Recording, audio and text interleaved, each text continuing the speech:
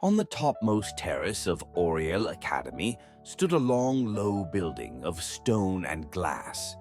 By day, it looked almost like an ordinary barn, but everyone simply called it the stable.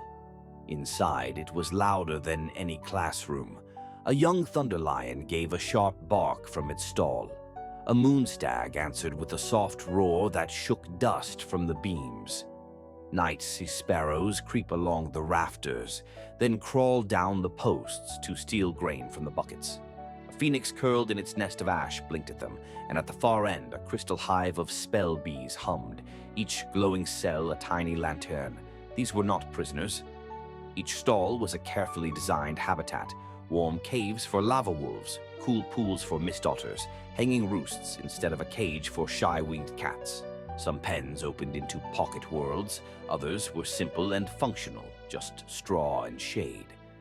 Arya, the youngest beast keeper, moved down the aisle with a bucket in one hand and a brush in the other. She was no great wizard, no famous warrior, only a kind of shepherd to this strange flock. Moss, the old academy sheepdog, padded beside her. He looked ordinary, but his instinct for trouble was legendary. "Easy," Arya murmured to the moonstag, sliding aside the stall bar. She stepped in and gave its neck a gentle rub. Its silver antlers glowed brighter. All this wild potential gathered under one roof never failed to captivate her. To most students, creatures were supplies and subsistence, feathers for quills, venom for potions, meat for winter. To Arya, their very existence felt like a quiet argument against boredom. As long as such beings exist, she thought, the world will always be stranger than books can explain. Moss's ears twitched. He turned toward the spell bee hive, suddenly tense, his body shifting into a defensive posture. "What is it?" Arya whispered. The hum inside the hive had changed, slower, uneven, as if some invisible barrier were pressing on every wing. Next morning, in magical biology, Professor Thale drew the curve of a dragon's ribcage on the board. "This is anatomy," he said. "Bones, muscle, organs. But what keeps a body truly alive is metabolism, the way it turns food and magic into movement, heat and thought. Disturb that, and even the strongest beast will suffer." He paced slowly. A creature may secrete poison, light or flame. It may excrete smoke, ice or ash. All of that is part of its design. But when a germ enters the body, some twisted bacteria or a virus or a spell-borne microbe, it can hijack the system. The body must defend itself or it becomes a victim. Arya's hand tightened on her quill. "Sometimes," Thale went on, "diseases stay in one species. Other times they leap. An epidemic begins when many bodies undergo the same failure together. If we cannot track the cause and trace its path, we lose more than lives. We lose trust in the world." He tapped the row of glass instruments at the front. "We use acoustic charms to listen to hearts, optical spells to see bruises beneath scales. Tools measure intelligence in numbers and diagrams. But healing also requires something less tidy, an intuitive sense, a quiet intuition that whispers, 'Something is wrong here,' even before the tests agree." His eyes rested on Arya for a moment. She felt her face grow warm. "Some of you have that," he said. "Do not ignore it. It is not against reason. It is part of it. Intelligence is more than passing exams.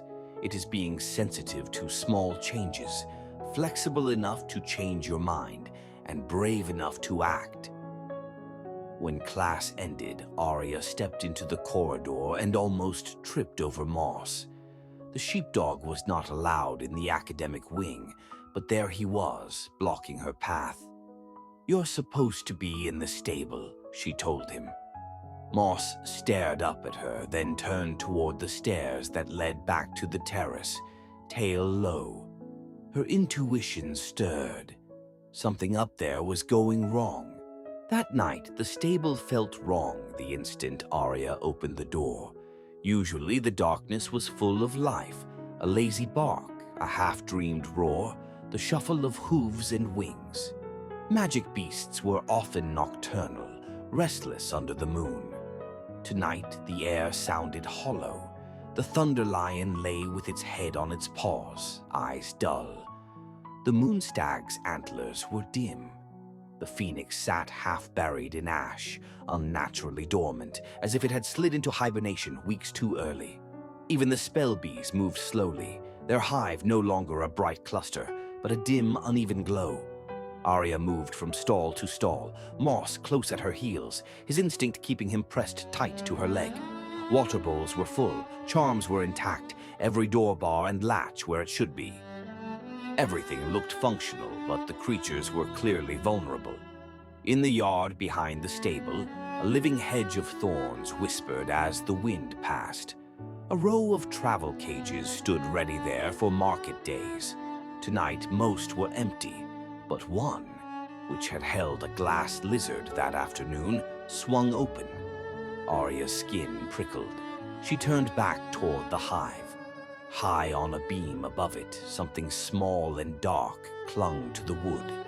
It did not bark or hiss, only shifted with a slow creep, then a liquid crawl along the grain. Where it passed, the timber seemed to lose color. Moss growled, low and sharp. Arya raised a hand, sending a soft sphere of light upward. For a heartbeat she saw it, a web of dust and shadow, thin as smoke made of thousands of drifting specks. Then it slipped into a crack and vanished. She knelt, pressing her palm to the floor. Closing her eyes, she let her awareness spread through straw, wood, stone. The stable's life usually felt warm and layered. Tonight there was a cold thread running through it, like winter hidden under the boards. A germ, she thought, not one you could see in a jar, but a pattern, a presence, something that did not devour flesh, but quietly drained strength. If it kept spreading, the stable would become a hall of living statues. In the days that followed, the sickness moved in uneven ways. One griffin grew tired, while two others stayed wild. A pair of shadow wolves slept long past dawn. One never woke. A flock of training ravens wheeled in the sky, then dropped early to their perches, chests heaving. The healers argued. Some said it was a curse. Others blamed polluted hay, or bad water, or old enchantments. When the first human student fainted during flying practice, the word epidemic slipped into conversation like a knife. "We have to protect the academy," a senior wizard declared at council. "If we cannot trace the cause, we must exterminate the carriers. Close the stable. Destroy whatever might spread this." "Destroy," Arya burst out before she could stop herself. "They're not weeds. They're our responsibility." "Would you rather let the students suffer?" he demanded. "Will you wait until the virus, if that is what it is, jumps from beasts to our own lungs?" Around the table, faces tightened. Fear turned every creature into a possible predator, every cough into a threat. Arya thought of the wild hills below the mountain, where hunters stayed sharp because their prey could run, and deer stayed fast because something followed them.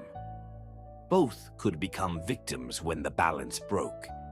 In stone halls, every creature was captive inside someone else's panic, breaking it faster than any microbe. That night, she and Moss walked the aisles again. The air was full of small, strained sounds. Even healthy creatures had gone defensive, wings tight, ears flat, as if they too felt the invisible hunter in their midst. "Predators you can see," Arya whispered. "You can bargain with. This one doesn't speak." Moss nudged her hand toward the infirmary corner, where the weakest beasts lay in a half-circle. Arya knelt between them, feeling the faint rise and fall of breath. "I won't let them be treated as disposable," she said. If something is stalking us, we learn to track it. If it hides, we learn to listen differently. Fear wanted to make her small. Her intuition insisted on doing something else. Old stories said that during a long-ago plague, the Academy had locked its sickest creatures and bravest healers in a northern tower. Most never came out. Since then, the Tower of Cells had been sealed with chains and spells. Students were told it was unsafe, unnecessary, unlucky. Arya looked at the dark silhouette of that tower and thought, if this has happened before, why are we pretending it hasn't? With Professor Thale's quiet blessing and Moss's stubborn company, she climbed the narrow stairs one gray afternoon. The tower door was bound by iron bars and a shimmering barrier. Instead of smashing at it, she placed her palm on the cold metal. "I'm not your enemy," she murmured. "I'm your heir. Let me learn." The magic shivered, then loosened, like an old lock finally turning. The bars swung aside. Inside, rings of tiny stone cells lined the walls. Some still smelled faintly of fur and herbs. In the central chamber, a table stood under a dome of dusty glass. Beneath it lay stacks of parchment, preserved by gentle spells. Arya lifted the dome and opened the top page. "New illness," the notes began. "Symptoms, exhaustion, shallow breathing, early sliding into dormant states that resemble hibernation but are not true sleep. Affects multiple species. Likely cause: airborne microbe combined with ambient spell residue. Ordinary bacteria alone cannot explain the pattern." Her heart hammered. It was the same story.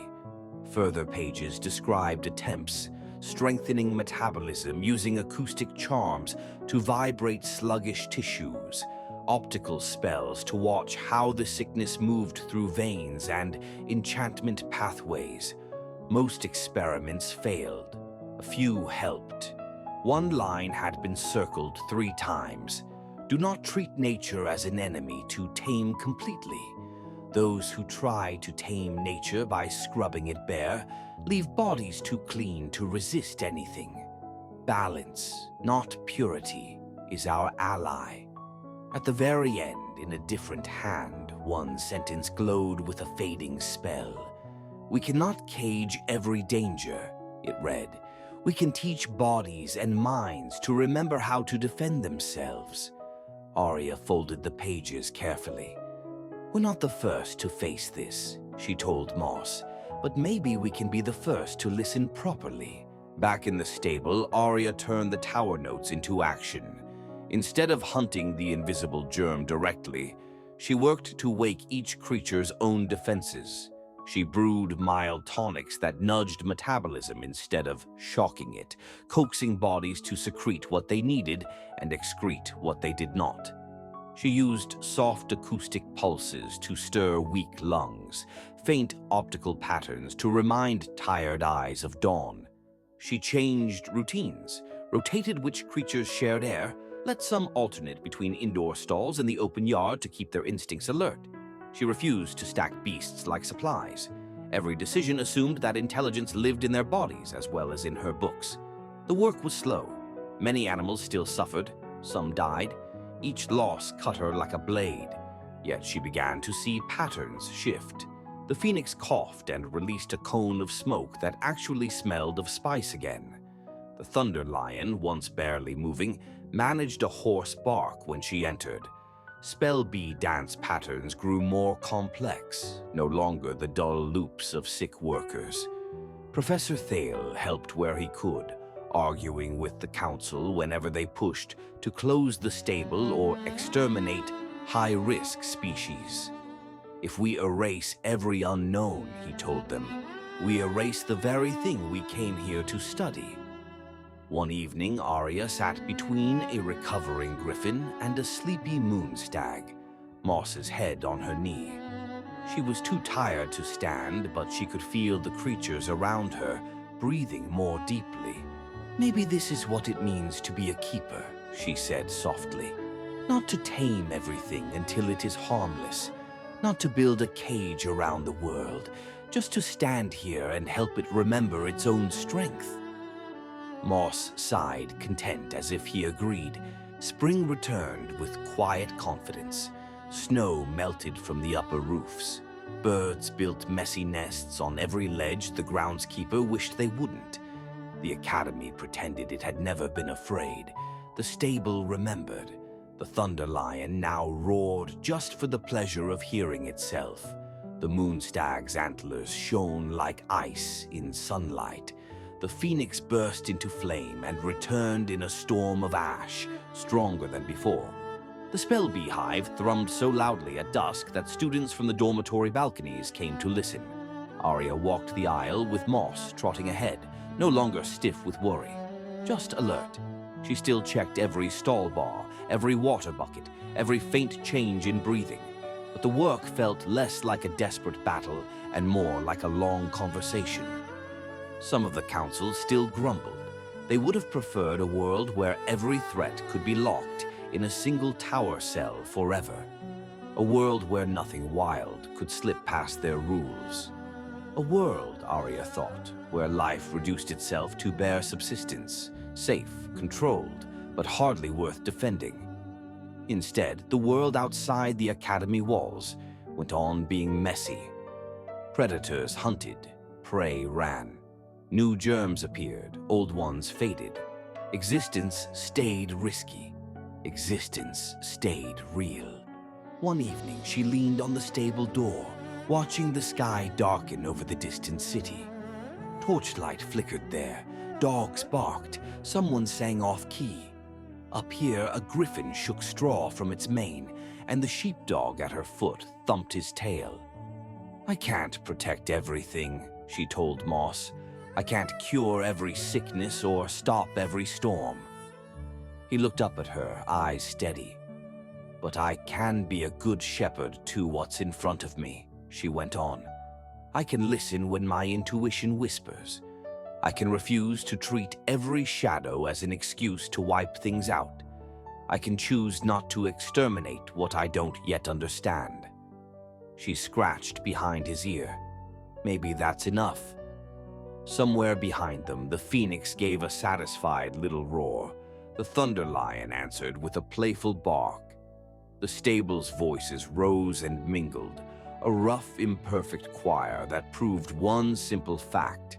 Against all odds, life here had decided to go on. Arya closed the door gently for the night. "Come on, Moss," she said. "Let's see what else needs keeping." Together, shepherd and sheepdog stepped back toward the academy lights, ready to walk beside a world they would never fully tame and would never stop trying to understand.